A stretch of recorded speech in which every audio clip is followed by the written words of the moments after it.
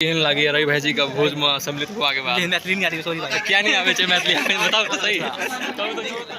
आइ हम रवि भाईजी के कोजगरा के भोज छे, वहां का ल जाय छियै पंडाल में। कोन पंडाल में जता भोज होय छे ई बताओ।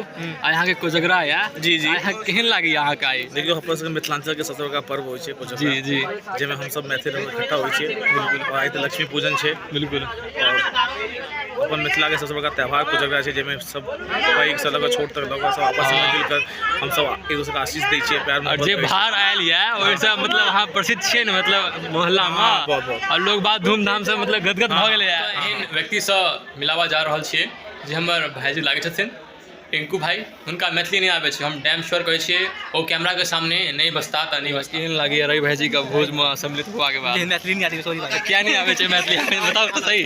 कहू तो मैथिली नहीं आती भाई मेरे को। नहीं नहीं मैथिली नहीं आती, हिंदी में भाई कोनो बात नहीं। अच्छा लग रहा है, अच्छा लग रहा है ना। भाई छथिन त्रिपुरारी भैया, प्रणाम भैया। खुश रहो, आनंद रहो। केहन लागल अहाँ के ई प्रोग्राम? बहुत बढ़िया, बहुत सुंदर। भाईजी ऑर्गेनाइज केलखिन है।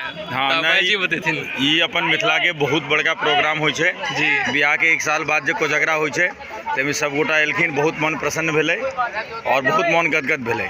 बहुत धन्यवाद। जय मिथिला। जय मिथिला।